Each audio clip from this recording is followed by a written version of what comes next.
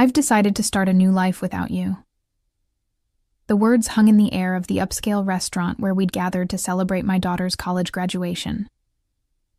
Gregory, my husband of 28 years, stood with his champagne glass still raised, his announcement displacing the toast he was supposed to be making to Amelia's achievements.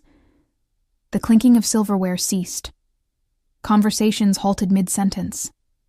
50 pairs of eyes darted between Gregory and me, waiting for my reaction, for the tears, the shouting, the dramatic exit everyone expected. Instead, I smiled. "Congratulations on your honesty. My name is Bianca Caldwell. I am 54 years old, and until this moment, I had been playing the role of the devoted wife and mother perfectly. I put my own career aspirations on hold to support Gregory through 3 business ventures, 2 career changes, and countless finding himself phases. I raised our brilliant daughter Amelia, who sat beside me now, her graduation cap still perched on her head, her expression frozen in horror. From the corner of my eye, I could see Cassandra Wells, Gregory's much younger girlfriend, shifting uncomfortably at the back table where she sat with people I had considered friends for decades. The same friends who apparently knew about the affair but never thought to tell me. The same Cassandra who had attended our Christmas parties, who had once called me for advice about her career. With practiced calm, I reached into my handbag and pulled out a sealed cream-colored envelope. I placed it gently beside Gregory's plate. "What's this?" he asked, his triumphant expression faltering. "Something for you to read later," I replied, keeping my voice steady. I turned to Amelia, whose face had gone pale. I kissed her cheek. "I am so proud of you, sweetheart. This day is still about your accomplishment." Then I stood, smoothed my dress, and addressed our stunned guests. "Please enjoy your meal. I wish you all a lovely afternoon." With that, I walked out of the restaurant, my head held high, feeling 50 pairs of eyes following me. The heavy door swung shut behind me, cutting off the beginning of anxious murmurs. Outside, the Augusta summer heat hit me like a wall, but I welcomed it. For the first time in years, I could breathe freely. Behind me, I heard the restaurant door open and slam shut, followed by Gregory's voice, no longer confident, but high-pitched and frantic. "Bianca, what the hell is this? What have you done?" I kept walking, allowing myself a small smile. The envelope I'd handed him contained the beginning of my revenge, one I'd been meticulously planning for months. I had always been the practical one in our marriage. While Gregory dreamed big and took risks, I maintained the stability our family needed. I was the one who saved for Amelia's education, when Gregory invested unwisely in his friend's restaurant venture. I was the one who worked extra hours as a finance manager at Truvanta Corp. When his midlife crisis led him to quit his stable position, to follow his passion, selling handcrafted furniture. A passion that lasted approximately 6 months before he grew bored. My own dreams, opening a financial consultancy for women, were perpetually on hold. After Amelia graduates, I told myself. After Gregory finds stability. 3 months ago, I noticed discrepancies in our joint accounts, small transfers to an account I didn't recognize. Having spent 20 years managing our family finances, these irregularities stood out like red flags. I could have confronted Gregory immediately, but something held me back. Perhaps it was intuition, or perhaps it was the growing distance between us over the past year. Instead, I began quietly investigating. What I discovered was worse than I imagined. Gregory had been systematically moving funds to a separate account for over a year. He had also been taking Cassandra to expensive restaurants, purchasing jewelry, and looking at beachfront property, all while telling me we needed to tighten our belts for retirement. Then came the text messages I discovered when Gregory left his phone unlocked. Messages about their new life together. Messages about how he was finally breaking free. Messages about their plans for the day after Amelia's graduation, the day he had chosen to make his grand exit from our marriage. What Gregory had forgotten, or perhaps never fully grasped, was that I had been a financial professional for 30 years. I understood money trails. I knew how to trace assets. And most importantly, I remembered the prenuptial agreement we had signed 28 years ago, when I had more family money than he did. The agreement he had insisted upon, ironically to protect his future earnings, contained a fidelity clause that would prove to be his undoing. While Gregory plotted his escape with Cassandra, I was building my case. I consulted with attorneys. I documented every hidden transfer. I gathered evidence of their affair. I prepared divorce papers. I timed everything perfectly, knowing Gregory would want to wait until after Amelia's graduation to avoid ruining her big day.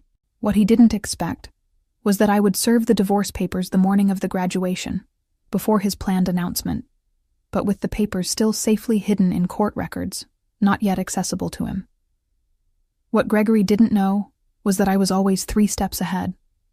I didn't return to the restaurant. Instead, I drove to our home, a spacious colonial in Augusta's historic district that we had purchased 15 years ago. The house that Gregory had already promised to Cassandra, according to text messages that he didn't realize I had seen. I parked in the driveway and calmly entered what had been our shared space for over a decade. Everything looked the same. The family photos on the walls, the antique grandfather clock that had been my father's, the worn leather couch where Gregory and I had once dreamed of our future together. Yet everything had changed. I went upstairs to the master bedroom and opened the closet. Gregory's clothing was already packed in suitcases, hidden in the back, ready for his planned departure tomorrow. I smiled at his predictability. He had always been meticulous about clothing, but careless about the important things. My phone buzzed incessantly with messages from friends at the restaurant, from Amelia, even from Gregory's sister Diana, who had flown in for the graduation. I responded only to my daughter. "I'm okay. This isn't your burden to carry. Enjoy your graduation day. We'll talk tonight. I love you."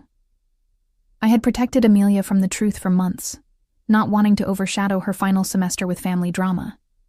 She would be angry that I hadn't told her, but I knew she would understand eventually. Amelia had inherited my practicality along with her father's charisma, a powerful combination that had helped her graduate with honors. 3 hours later, I heard Gregory's car in the driveway. The front door slammed open. "Bianca!" he shouted, his voice echoing through the house. "Where are you?" I was sitting in the living room, calmly reviewing documents on my laptop. I closed it as he stormed in, his face flushed with anger, the envelope clutched in his hand. "What is the meaning of this?" he demanded, waving the papers. "You served me with divorce papers? Today of all days?" "I thought it aligned nicely with your plans," I replied calmly. "You wanted to start your new life. I'm simply helping facilitate the transition." "You had no right to—" "I had every right," I interrupted, my voice steady. "Just as you had every right to choose Cassandra. We all make choices, Gregory." "The prenup expired years ago," he said, his voice suddenly smug. "Any lawyer will tell you that." I allowed myself a small smile. Actually, it didn't. Section 12 specifically states that the fidelity clause remains in effect for the duration of the marriage. Your lawyer should have explained that to you. Oh wait, you didn't consult one, did you?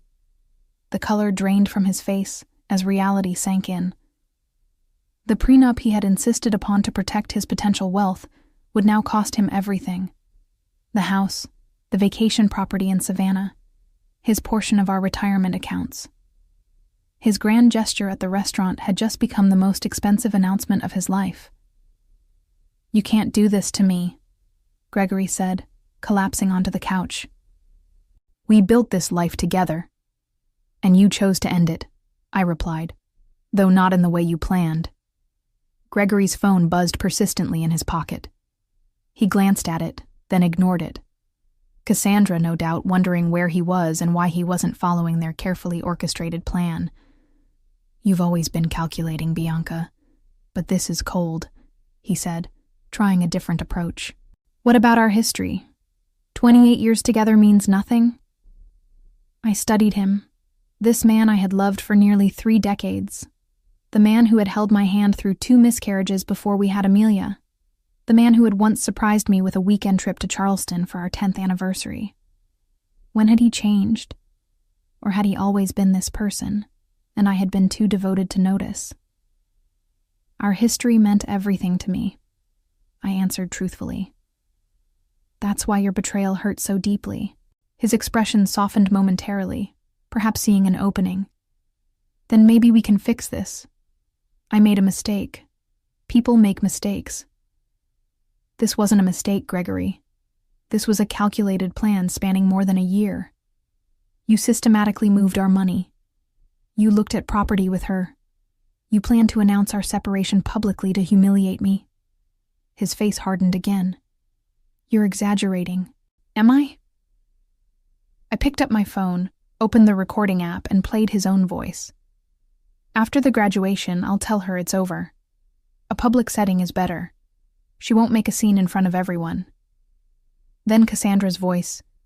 "And she has no idea about the money." Gregory again. "None. Bianca trusts me completely. That's her weakness." The blood drained from his face. "You recorded our conversations? That's illegal." "Not in Georgia when one party consents," I responded. "And not when it's in your own home. I didn't record your private moments with Cassandra. I'm not cruel. Just the conversations about your plans to defraud me." Gregory stood suddenly, agitated. "I need to make some calls." "Of course," I said. "Your attorney might be a good start. I'll be staying at Diana's tonight." "Diana's?" he sputtered. "My sister's house?" I nodded. "She's quite upset with you, actually. She was the one who first spotted you and Cassandra together last Christmas. She didn't tell me immediately. She confronted you first. You promised her it was nothing, that you would end it. When she realized you hadn't, she came to me." This was another blow he hadn't anticipated. Diana and I had always been close, but Gregory never imagined his own sister would choose my side. "Everyone's betraying me," he muttered. Ironic, isn't it? I gathered my purse and a small overnight bag I had packed earlier. "You have until tomorrow evening to remove your things from the house. After that, the locks will be changed." As I headed toward the door, Gregory called after me, desperation in his voice. "What about Amelia? Have you thought about how this affects her?" I paused, anger finally breaking through my calm facade. "Don't you dare use our daughter as a shield, Gregory. You certainly weren't thinking about her when you were planning your new beachfront life with Cassandra." His phone buzzed again. This time, he looked at it and groaned. "Problem?" I asked. "Cassandra is at the apartment already. She's moved her things in." I couldn't help but smile. "The apartment you put in both your names? The lease you signed last month?" Gregory nodded, looking confused. "You might want to check with the leasing office. That application was flagged for credit issues and never completed. The agent called our home phone to verify information. I handled it myself." I walked out the door, leaving Gregory to face the first of many consequences. His perfectly planned new life was unraveling faster than he could process. Diana lived in a charming bungalow across town, close to the university where she taught literature. When I arrived, she greeted me with a fierce hug. "I just heard from Amelia," she said, pulling me inside. "Are you okay?" "I'm better than I expected," I admitted, following her to the kitchen where a bottle of wine was already open. "I never thought Gregory would make such a spectacle," Diana said, pouring 2 glasses. "The restaurant? In front of everyone? He's lost his mind." "It was meant to humiliate me," I explained, accepting the glass. "A public rejection so I couldn't fight back without looking hysterical." Diana's face darkened. My brother always did have a flair for drama, but this is beyond anything I expected from him. We settled in her sunroom, surrounded by potted plants and bookshelves. Diana had never married, preferring her independence and academic pursuits. Over the years, I had sometimes envied her freedom. "What did you put in that envelope that made him so upset?" she asked. I explained the contents, the divorce filing, the evidence of his financial deception, and most importantly, the prenuptial agreement that would leave him with far less than he had planned. "The prenup," Diana mused. "I remember when he insisted on it. Father had just given him that money for his first business, and he was so worried about protecting it." She laughed bitterly. "The irony is delicious." My phone rang. Amelia. I took a deep breath before answering. "Mom," she said immediately, her voice strained. "I'm coming over to Aunt Diana's." "Honey, you don't have to—" "I'm already on my way," she interrupted. "Dad is telling everyone you've lost your mind, that you've been planning this for months. He's saying horrible things." Of course he was. Gregory always rewrote narratives to cast himself as the victim. "Let him talk," I said. "The truth will become clear soon enough." 20 minutes later, Amelia arrived, still in her graduation dress, but with her makeup smudged from crying. She fell into my arms like she used to as a child after a nightmare. "Why didn't you tell me?" she asked, her voice muffled against my shoulder. "I didn't want to ruin your final semester," I explained. "You worked so hard for this day." She pulled back, wiping her eyes. "Well, Dad took care of ruining it anyway." We moved to Diana's living room, where Amelia finally got the full story: how I had discovered the affair, the financial deceptions, and the plans Gregory and Cassandra had made. "I knew something was off with Dad," Amelia admitted. "He's been different, distracted, always on his phone. But I never imagined—" "None of us want to see these things in people we love," Diana said gently. My phone buzzed with a text message from Philip Anderson, my attorney. The emergency filing had been approved. The accounts I had identified were frozen, pending the divorce proceedings. Gregory now had limited access to funds, enough for living expenses, but not enough to follow through on the property purchases he had planned with Cassandra. I showed the message to Diana and Amelia. "Good," Amelia said firmly. "He deserves it." My daughter's loyalty warmed me, but I wasn't naive. "He's still your father," I reminded her. "Your relationship with him is separate from what's happening between us." Amelia shook her head. "Maybe someday, but right now I can't even look at him. He hugged me this morning and told me how proud he was, all while planning to blow up our family hours later." The doorbell rang, interrupting our conversation. Diana went to answer it, returning moments later with a troubled expression. "It's Gregory," she said. "And he's not alone."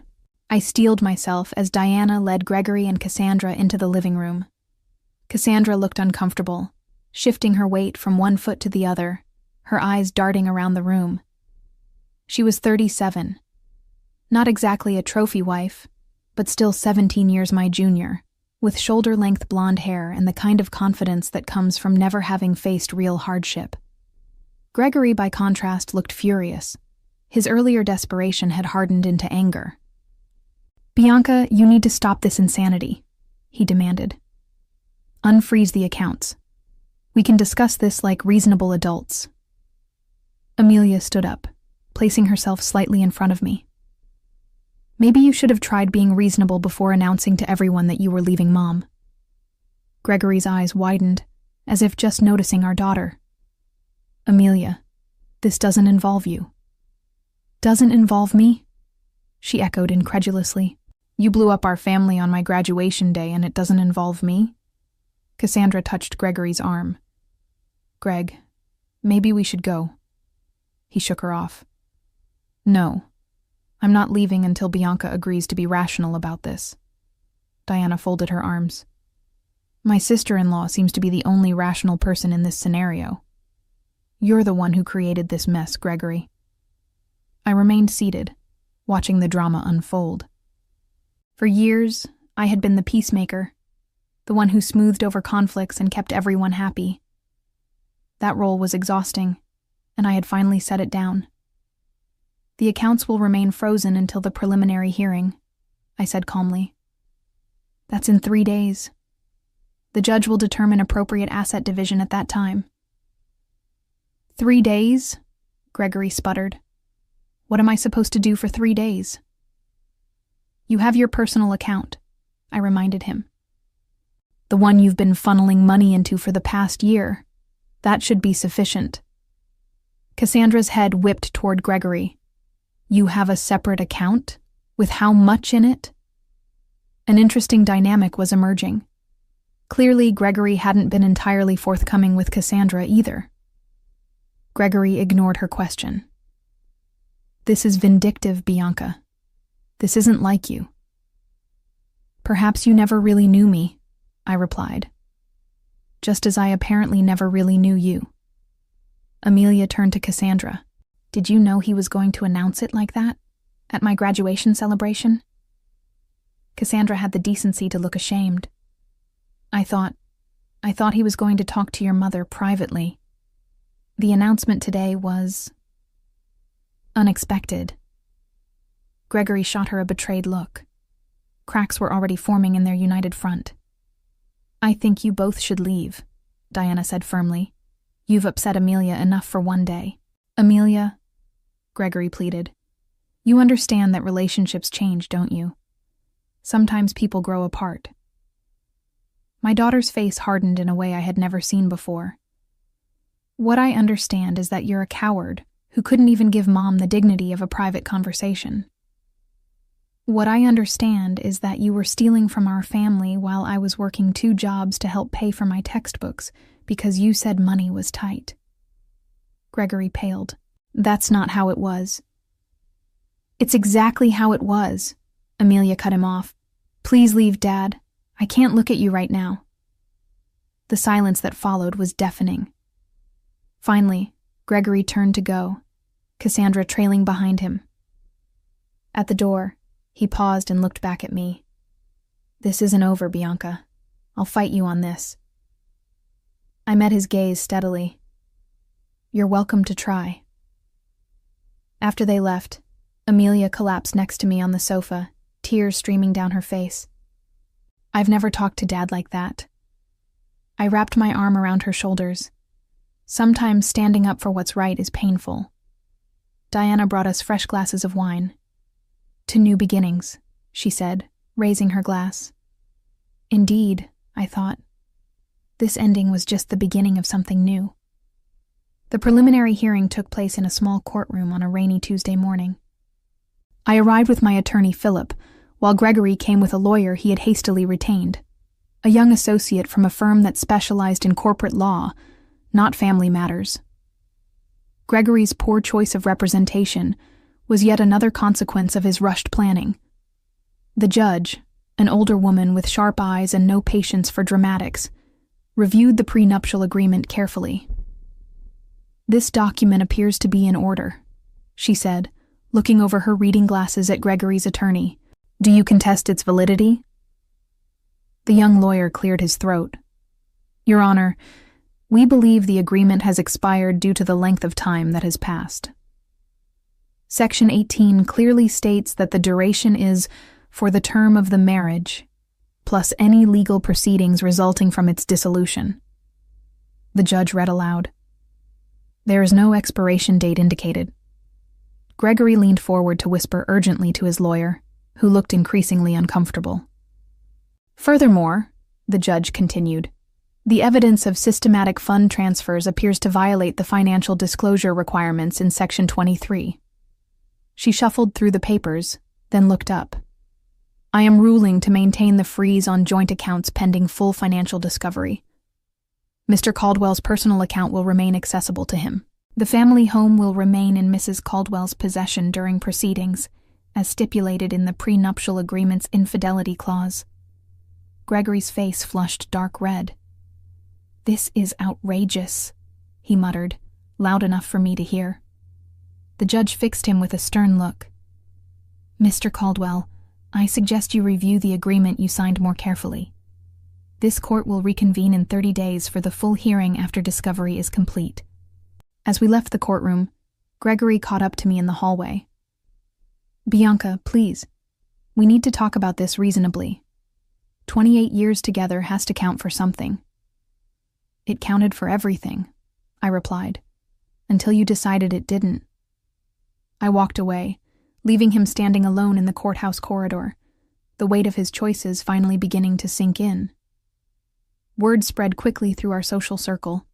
Friends called daily, some offering support, others seeking gossip. I maintained a dignified silence about the details, simply saying, Gregory and I are separating. These things happen. Meanwhile, Gregory's carefully constructed facade was crumbling. The image he had cultivated, successful businessman, devoted family man, was tarnished beyond repair. The financial freeze meant he couldn't follow through on promises made to Cassandra. The beachfront property they had been planning to purchase fell through. The luxury car he had put a deposit on had to be canceled. 2 weeks after the hearing, Diana called me, her voice tinged with amusement. Have you heard the latest? Cassandra moved out. Already? I wasn't entirely surprised, but the speed was impressive. Apparently, she discovered that Gregory's business isn't doing as well as he claimed. The substantial savings he talked about don't exist. She told her friend Jennifer that she didn't sign up to date a man with financial problems. I couldn't help but laugh. He always was good at creating illusions. Meanwhile, I was rebuilding. The financial security I had always maintained, separate from our joint accounts, gave me freedom Gregory hadn't anticipated. I rented a small office space downtown and began setting up the consultancy I had dreamed about for years. My first clients were 2 women going through divorces of their own. Word of mouth brought more. I specialized in helping women understand their finances during major life transitions: divorces, widowhood, career changes. The work was immediately fulfilling in a way my corporate job never had been.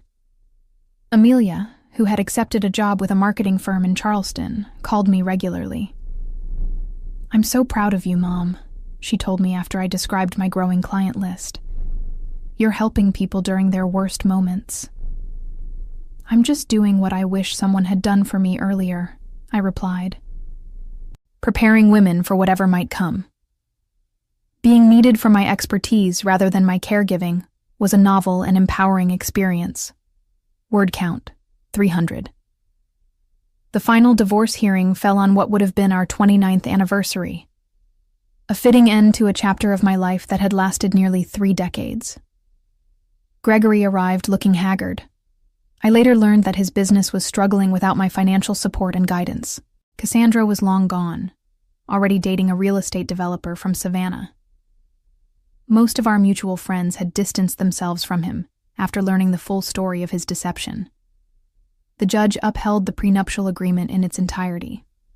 Gregory left with his personal possessions, his struggling business, and the money in his private account, which, after paying his attorney, was barely enough to secure a small apartment. I retained our home, my retirement accounts, and 70% of our joint investments, exactly as the prenuptial agreement stipulated in cases of infidelity. The justice was poetic. The very document Gregory had insisted upon to protect himself had become his downfall. As we left the courtroom, Gregory approached me one last time. I made a terrible mistake, he said quietly. Is there any chance we could— No, I interrupted, gentle but firm. That door is closed. I understand, he replied, and for once, I believed he did. I hope you find happiness, Bianca. You deserve it. It was perhaps the first honest thing he had said to me in years. 6 months later, my consultancy, Caldwell Financial Transitions, was thriving. I had moved from the small office to a larger space and hired 2 associates. I specialized in helping women secure their financial futures, particularly through major life changes. Amelia visited often, proud of what I had built. "You know what's ironic?" she said during one visit. "If Dad had just been honest from the beginning, he might have kept half of everything." "Sometimes people can't see beyond what they want in the moment," I replied. The woman who had once defined herself as Gregory's wife and Amelia's mother had discovered a new identity: mentor, business owner, and advocate. The envelope I had handed Gregory at the restaurant hadn't just been my escape plan, it had been the key to a door I never knew existed.